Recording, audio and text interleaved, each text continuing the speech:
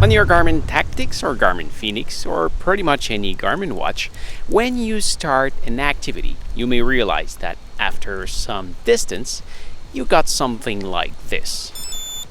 This is actually an auto lap.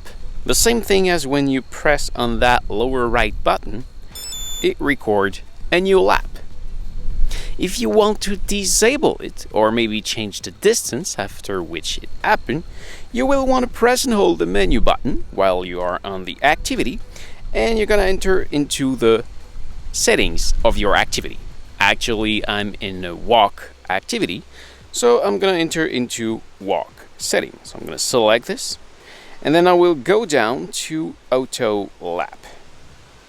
Right here. As you can see, the auto lap is actually set to 0.2 kilometers. I set it this low just to do this example, but by default it's set to 1.61 kilometers, which is 1 mile.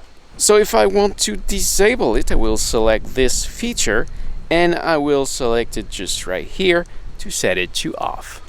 However, if I want to change the distance, I will put it back on and go down to the distance and select it, and then select the number of kilometers that I want.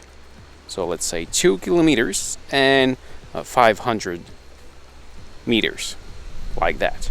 So like this, every 2.5 kilometers, I will get an auto lap.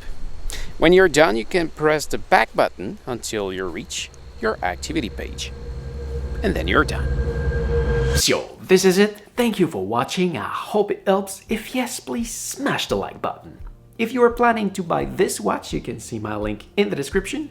And don't forget to subscribe to my channel so you can find me back easily next time you need help. If you want to see my other tutorial about this watch, you can see my playlist just right here. And you can also find me on my main channel just right there. Thank you for watching. Take care and see ya.